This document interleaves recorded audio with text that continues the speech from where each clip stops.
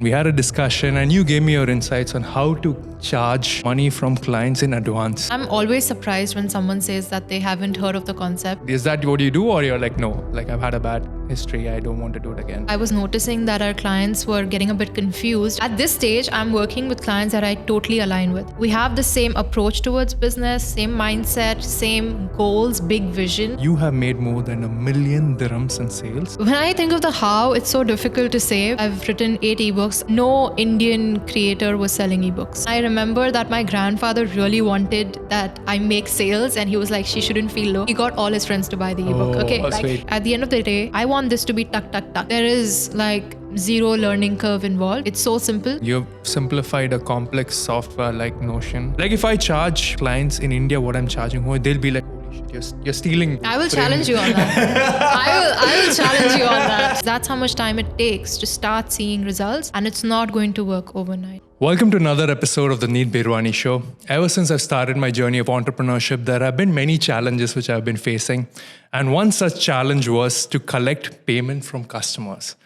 I noticed the initial few customers which I had, or the initial few clients which I had, they gave me a few problems when it came to payment. And one such person who's helped me collect payment in advance is here, Shreya. Welcome to the podcast. Thank you, Neet. Thanks for having me. It's amazing having you over here. And I met you at the 1 Billion Summit, at least face to face. And we had a discussion and you gave me your insights on how to charge money from clients in advance. And I was like, how does that work? Let's go back to that conversation. What did you share with me at that time? I'm always surprised when someone says that they haven't heard of the concept, because when I think of sales or buying anything, any product, you're always paying for it first. You're paying for it and then you're taking it with you. I know services work a little differently because it's an ongoing thing.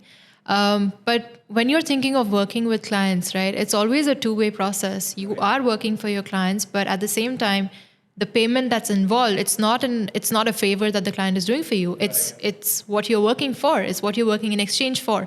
That's where the whole concept of charging in advance comes from, right? Because you should get paid. Absolutely. And it's so easy if you're not getting paid in advance. It's so easy to never get paid at all. Absolutely. After doing the work. It wasn't something I was doing for sure every time.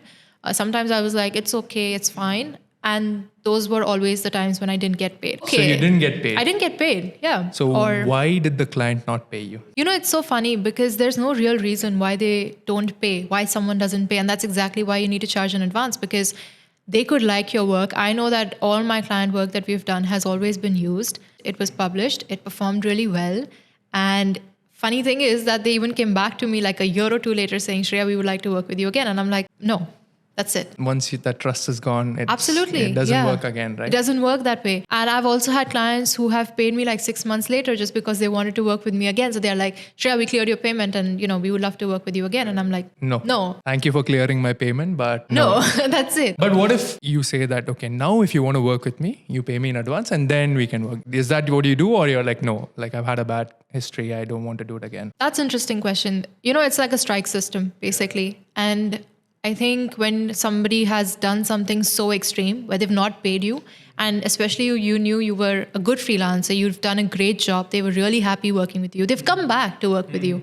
You did what you were supposed to do, you kept your end of the promise. It's basically a promise. If you cannot keep this part of the promise, then I don't want to associate myself with such people. That's it. Right. It's that thing. Who do I want to associate myself with? Not such people. So we want clients who don't give you much tension because there's already enough stress that we go through as agency owners, right? That is also very dicey, because I used to think that way in some points, but I think it's my clients who pay close attention, which keep us at a service level that nobody else can beat us from, right?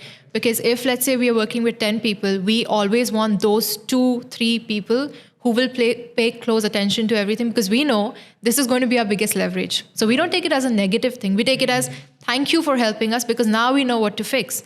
And we aim to not repeat our those clients errors. Make us better, right? Exactly. They make us better. So tell me something which the client helped you do better, something which you were doing at a certain level, but the client helped compound it or take it to the next level. I think one was just our process, right? Because I was noticing that our clients were getting a bit confused as to how to track stuff. Because when I was working by myself, it was different. But now we have a team. So now there's like 2-3 different people working on the same client. and on different roles.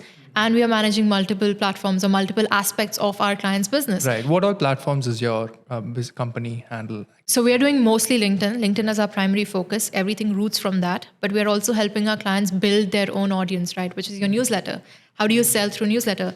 So right now, I think I started as a freelancer. When I was freelancing, I started with content creation. Now it's not content. Now it's content that is meant to, of course, get you that thought leadership and authority and make you the go-to person in your space. But it's also to generate leads. How do you generate traffic? How do you generate attention that you can then convert in the backend? So we help you get attention that you know that you have on LinkedIn or on any social media platform, but you're just not converting that into money. Absolutely. Part of your services is like ghostwriting, right? You create content on behalf of the client, you know? Yes. That means having conversations with the client, understanding their mindset, how they would write, you know?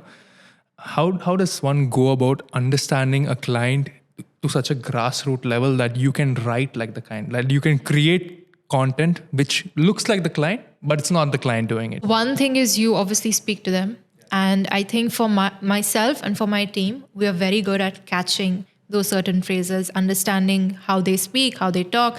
Also, what is their body language on Zoom call? I think that also gives like, okay, what are they more interested in? What are they more excited about? And what are they, so we grasp on all of that. And that's what we use first thing. Second thing is we go through all of their old content. What have they written? What could we do better? That is a gold mine of information, right? Yes. The third thing, and this is something I was thinking about recently, is at this stage, I'm working with clients that I totally align with. We have the same approach towards business, same mindset, same goals, big vision. We have commitment, we are focused, we are hardworking, we get things done. Right. There are certain traits which are very similar in such people. So I think that also helps because I know how they think. So you have big goals, they have big goals, but imagine I'm a client.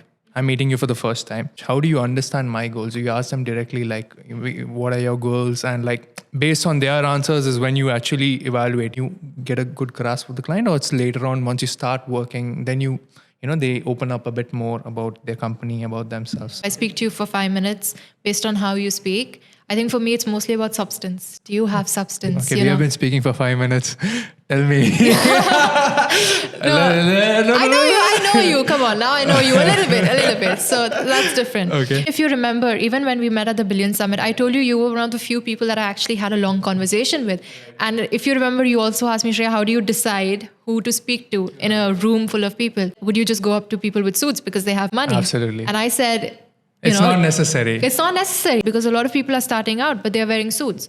And I don't really dress formal because I don't think it matches my personality. Basically, I just want to give some context for the viewers before we go. Yeah. Okay. So me and Shreya were at an event and I had just started my company at that time. And I was looking to land clients at something called the 1 Billion Summit, or was it the NAS Summit? I think it was the NAS Summit. So there were about 1,000 people who were attending the event.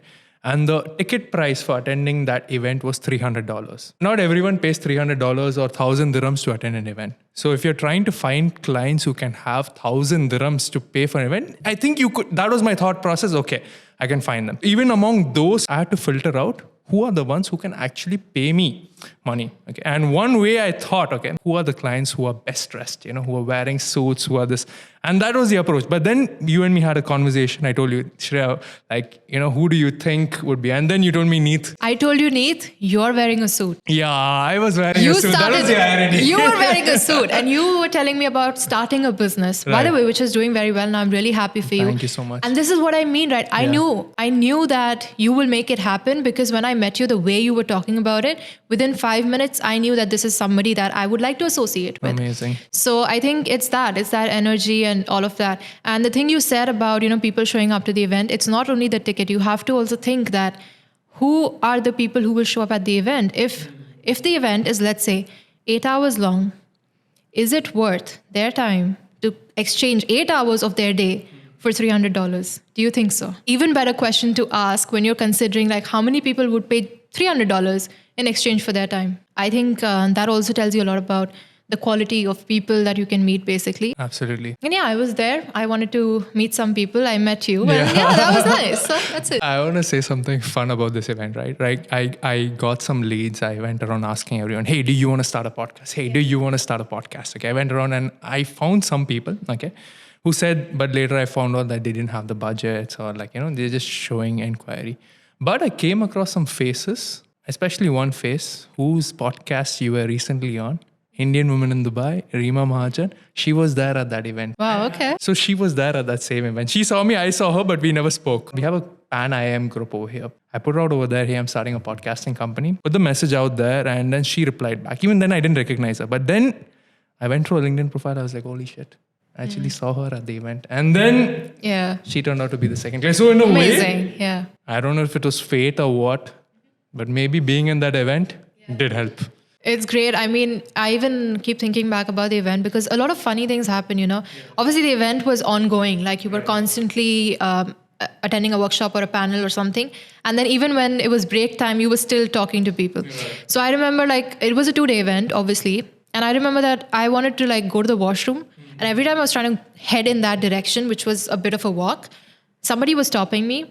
And then because of that person, I would see someone on the side that I'm like, I know you from YouTube or whatever. And I'm like, I'm going up and talking to them. And then because of that, I'm just standing there. And then I'm, if that person hadn't stopped me, I wouldn't have had all those interactions. Wow. You're always going to miss out on something, that's true. But I think wherever you are, it's also going to work out in some way. I met very few people during that event, but I had hour-long conversations with them. It was I got to learn a lot. Today, I just learned something very interesting about you, that you have made more than 1 million dirhams in sales just by selling online courses. 99.99% in the world, people in the world would like to do what you're doing. So you have cracked something which most people have not, which is an amazing, amazing achievement. Thank you, Massive Neet. Respect for that. I want you to tell us the secret sauce behind that. It's been a long time since I started doing this. When I think of the how, it's so difficult to say because there have been a lot of upticks, right? Where suddenly everyone wants to learn something and they're like, Shreya has this product, I'm just going to buy from her. I've written 8 ebooks. I just launched my Sales Booster course, which is a program to help freelancers gain confidence in terms of getting on sales calls and obviously charging in advance and things like that, right? The reason why it worked out so well is because I literally always created what my audience wanted. That's it. When my sales call ebook came out, it's called Money Calls. This was 2.5 years back. In that month, everyone was messaging me, Shreya, I'm struggling with sales calls. I don't know what to do.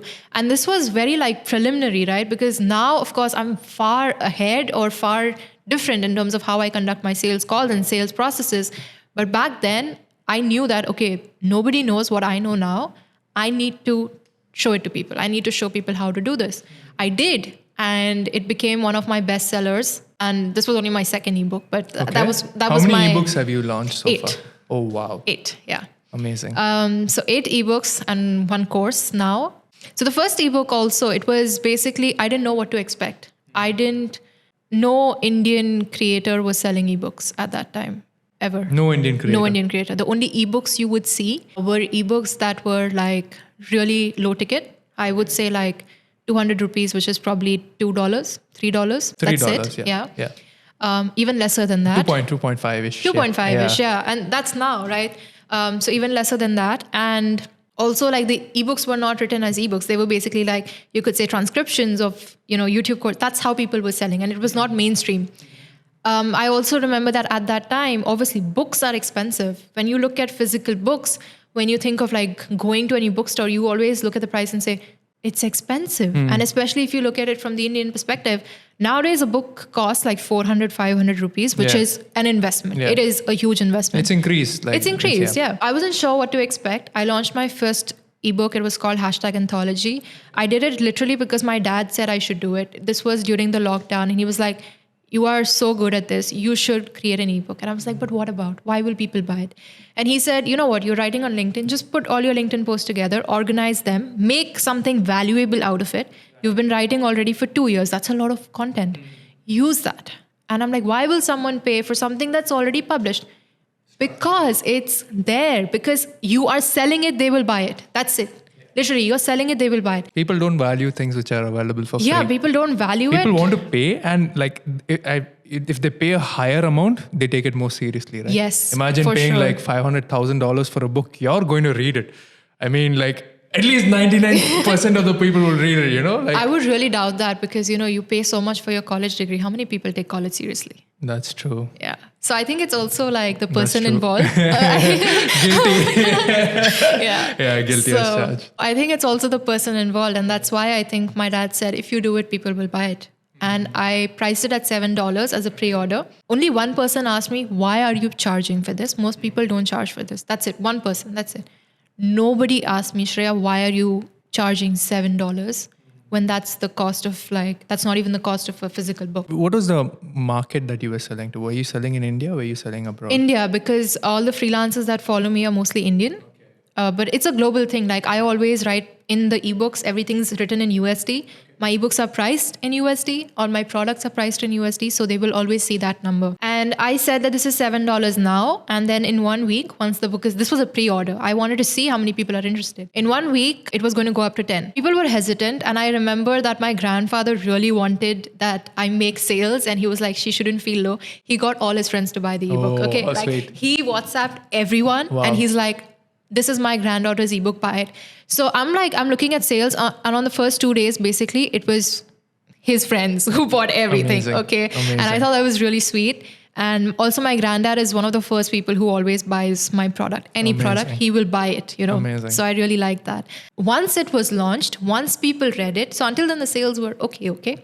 I was happy. I was like, I had no expectations. I was like, this is good. I'm glad I released this. Once the reviews came in, once people started sharing it on their stories, I think over 100 people shared it on their stories. In like a span of a week, the sales shot up. Since then, my prices have only gone up. Like my most like my latest last ebook that I did was $56.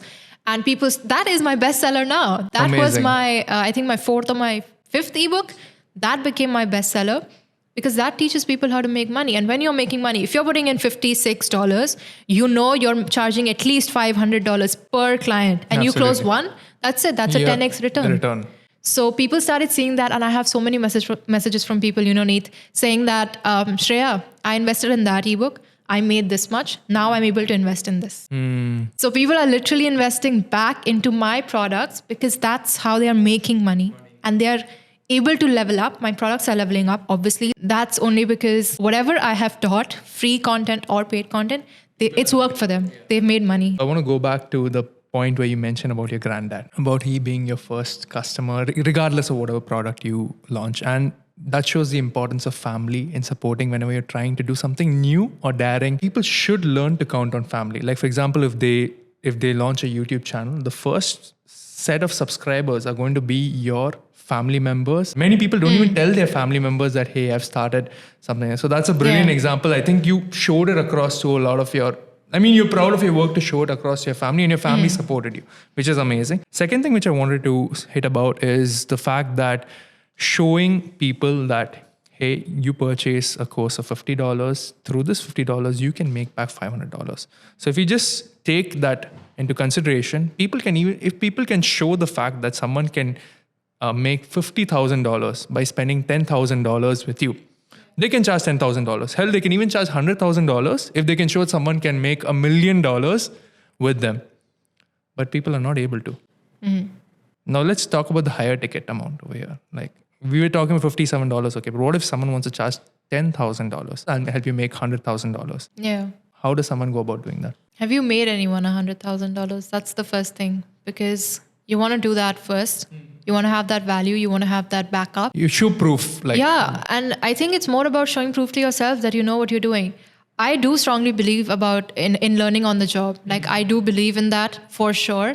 But at what stake? That's very important. Let's say you're charging $10,000 a month, by the way, which a lot of people are doing, but they're not able to get results. They're tarnishing their own reputation, and they know that they're doing that. They are just I think everyone's in a race to make 10K. Let's maybe not even charge 10K, but let's say make that 10K a month. Per month, right? Yeah, that 10K per month. And a lot of people also chase it just because. And in that rush, you're just increasing your prices. Speaking about $10,000 US over US here. dollars. Yeah. So in Indian currency, that is how much? 8 lakhs. 8 lakhs. And in dirhams, lakhs. it's about 36,700 dirhams. Just for clarity. When we look at our services, we charge pretty well. Yeah. But we still, sometimes I look at it, I'm like, I should double that, I know. because I feel so strongly that there's so much value in That what you're we are providing. doing. Yes. And there's long-term value. Like you may not, like, I'm not saying what we create is going to close you a client like right now. No. But everything that we're doing, especially if you take it from the ghostwriting perspective, from the audience building perspective, this is yours to keep for life. We are building you an asset here. We're building you an audience that will trust you. And the thing with high ticket offers is people don't buy now. People will come back and buy in 3 months. People will come back and buy in 6 months, which has happened with a lot of our clients. They've stopped working with us saying that it's not working. Like some of our clients say, it's okay. It's not.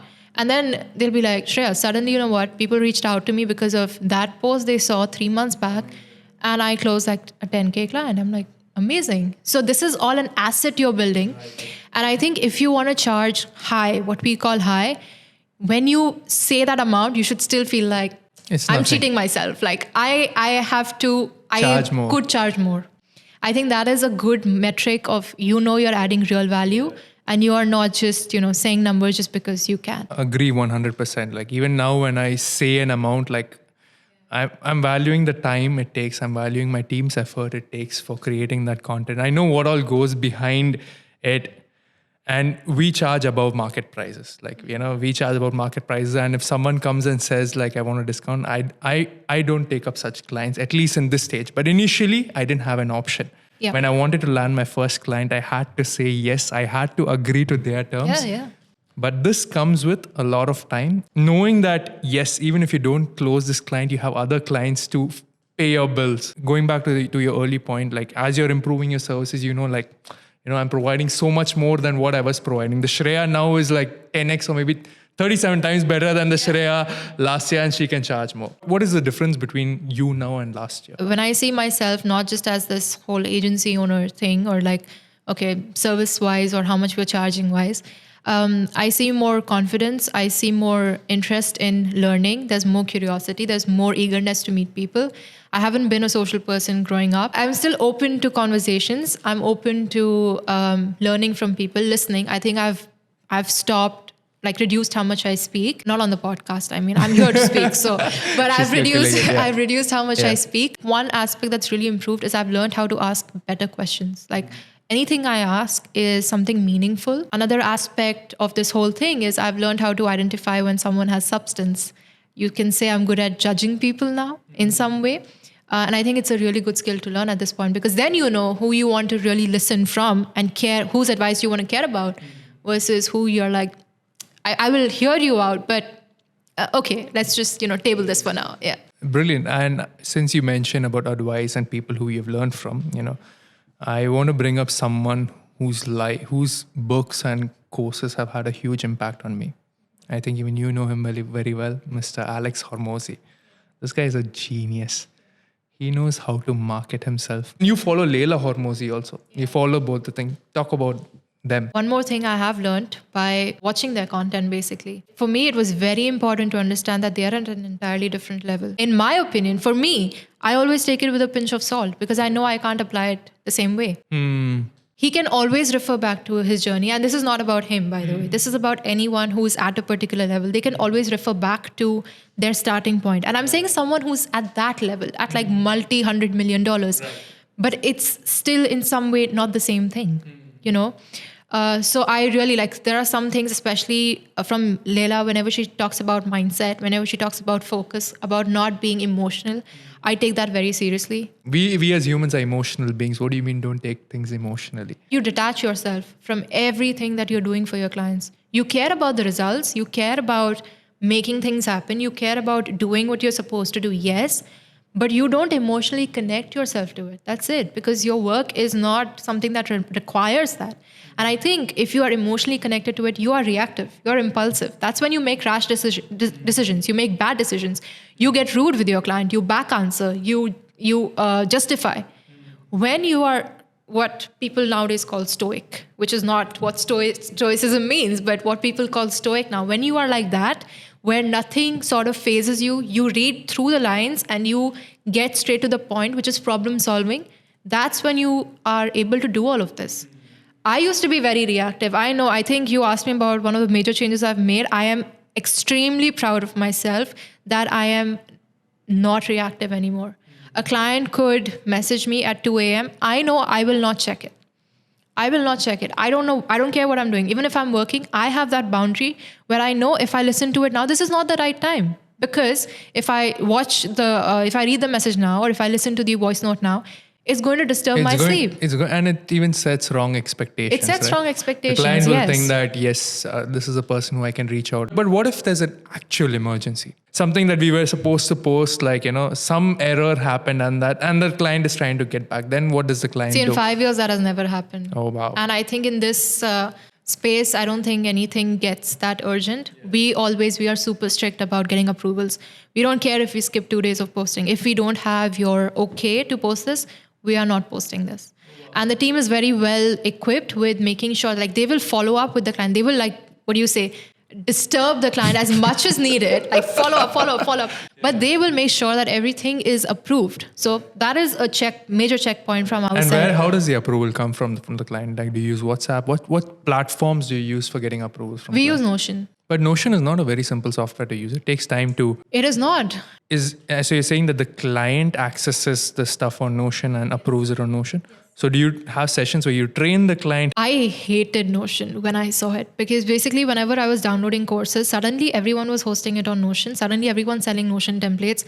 And I downloaded some stuff and I'm watching it. I'm like, I don't get it.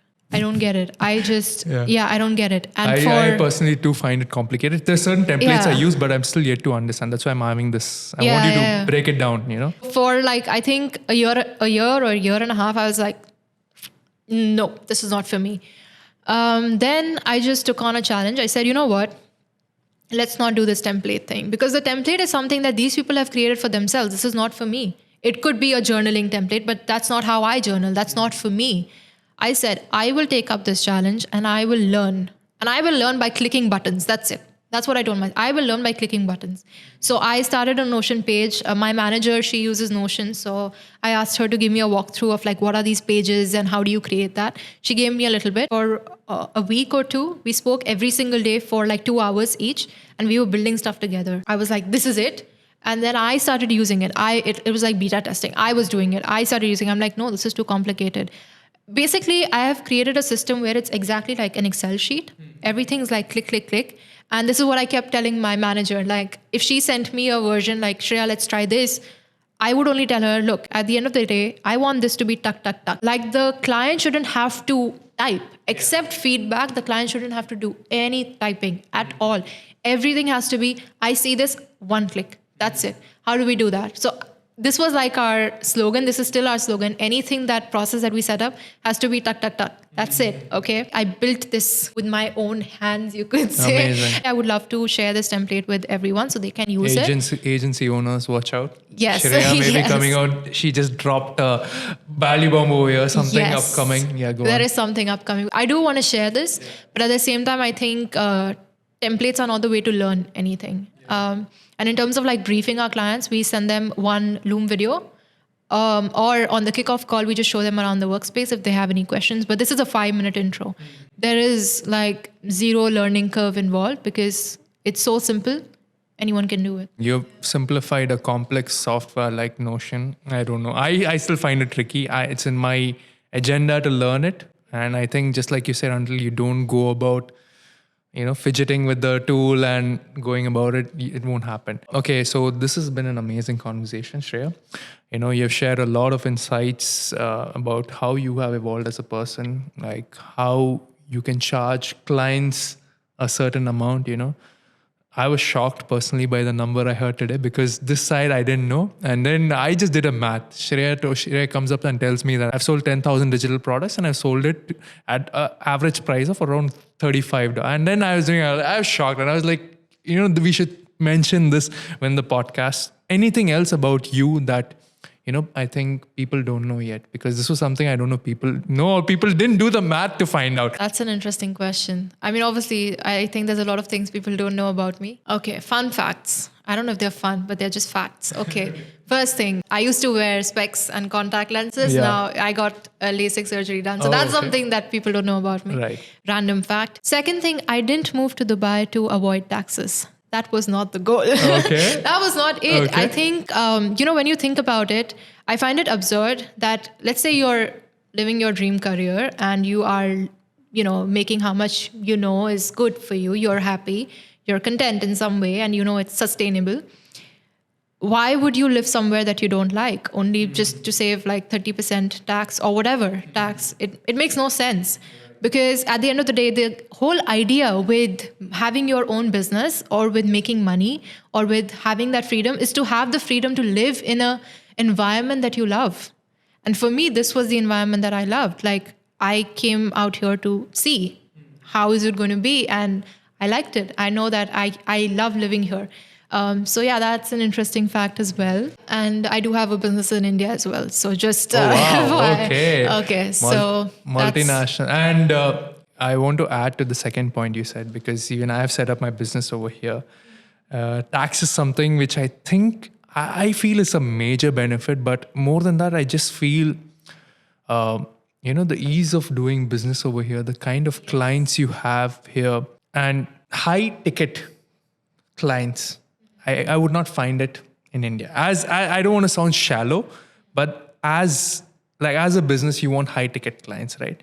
And if you provide them a service which gives them more value than what they're paying, I'm finding it very easy over here. Like, if I charge my clients in India what I'm charging here, they'll be like, holy shit, you're stealing how to. I will challenge you on that. I will challenge you on that. My mom always asks me, when are you coming back to India? I'm like, no, mom. Dubai is my space. Dubai is my calling. It's helped me build a business. Like, I don't know if I can ever go back. If you have some comments regarding what I said earlier. Yeah. I will challenge you on this aspect of you can't find good paying clients in India. I think a lot of people have that notion. I want to say why you find good paying clients in Dubai. It's because of access. Mm-hmm. It's not anything else. It's not that everyone here is going to be able to afford what you're charging. No, it's that you cracked into this network of like 3 people who are now an extension in a larger network of similar people, and you're into podcasting. Your entire career revolves around connecting like-minded people together so they can interview each other, basically. Right. That's your job. So your job kind of puts you in that position to have access to these people. If you had a similar role in India or any other country, if you just cracked into that network once, you would have that everywhere. It is difficult. Look, India has more people, many more people. Again, access is challenging. Finding the right person that, you would have to go through a lot of leads, a lot of prospect calls to find the right person. I think in Dubai, it kind of narrows down as well because the population is smaller as well. Right. And like I said, it's mostly access. Here, I think people are open to meeting. They will, if you message them on Instagram and say, I would love to meet you, learn from you, they'll probably be like, yeah, okay, I'll be here tomorrow if you want to show up and say hi. Cool.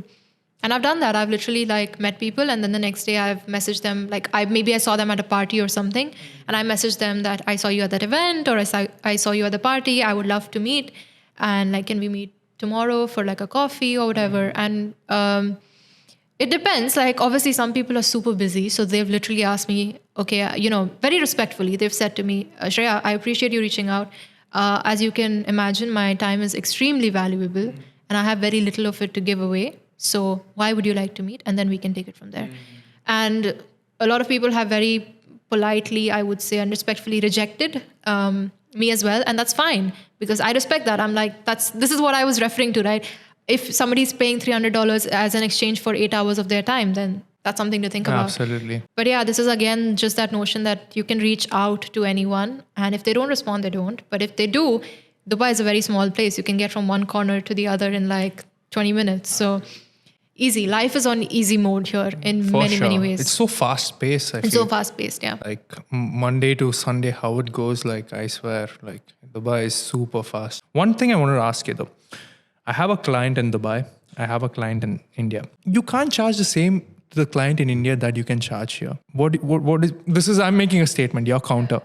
What do you feel about it? But this is something I've noticed just from the clients who have approached me from India. But we don't deal with Indian clients yet. But your take on this? Yes, there would be. Is it easy to find them? No. Our clients have been very long term. They've grown with us growing, basically. So they have seen that, and I think that changes things a little bit. We are not location specific, but we are very highly I think client specific. Like I said, I really care about what they do, what their goals are. I think that's really important for people have to see you as somebody they can work with long term. And you don't want to like work with them for like 1 or 3 months and be done. No, I want to build something with you. So would love to, like Absolutely. 6 months, 1 year, 2 years. That's how That's how you I and would we like to work. work. Yeah. Yes. But do you get some short-term engagements like, hey, one project here, and do you take them up, or like you're more inclined, no, I only work with my clients long-term? For this particular service, it's all at least 3 months commitment because you can't see results in less than 3 It's too months. short, So it's right? too Like, short. Yeah. You've done something for the client, but it doesn't immediately pay off. How do you as an agency owner deal with that situation? I have learned that this is something that happens, and that's why I educate my clients on this. You set the expectations right Yeah. in the start. Yes. So when we are doing like the sales call, even I will share my results because some of my clients got like really good results within literally the first post went viral for them. My first post went viral on LinkedIn. One of my clients, within like 2 weeks, we had a post that got 3.2 million views. One post, 8,000 followers added. And at that time, that client was at like 3,000 followers or something. So small account, 3.2 million views. And we've had multiple quick wins. Another client closed like, basically what we were charging, he made 100% ROI within 2 weeks. So we are seeing a lot of clients who are getting like really, really big, fast, quick results and return on investment. But when we share those, we always say, this is how it worked for them. I don't know, right? Like, okay, you can see the numbers on the screen. I don't know if you're using like an engagement group. I don't know what your impressions really look like.